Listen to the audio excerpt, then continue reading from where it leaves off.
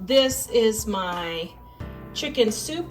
I'm adapting it from the barley chicken soup on our website. The link is in the description below. Take some water and 4 bouillon cubes. So I've got 4 cups of water and 4 bouillon cubes right there.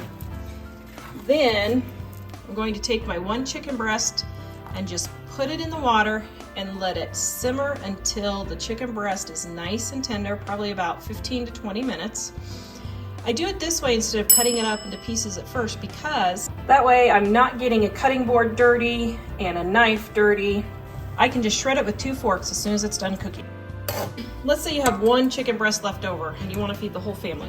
Now, first of all, 1 chicken breast weighs between 3/4 and a pound nowadays. It's absolutely ridiculous how big they are. So you can more than easily feed a family of 4 with just 1 chicken breast.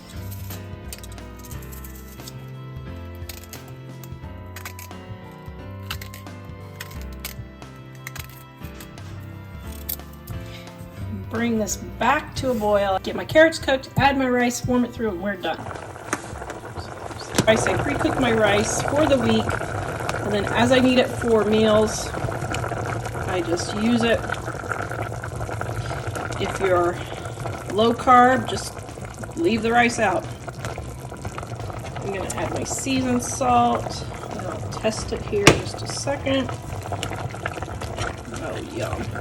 Get my rice warmed through.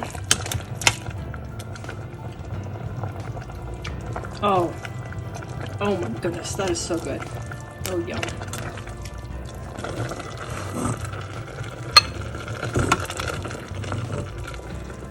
Oh my goodness, that is delicious.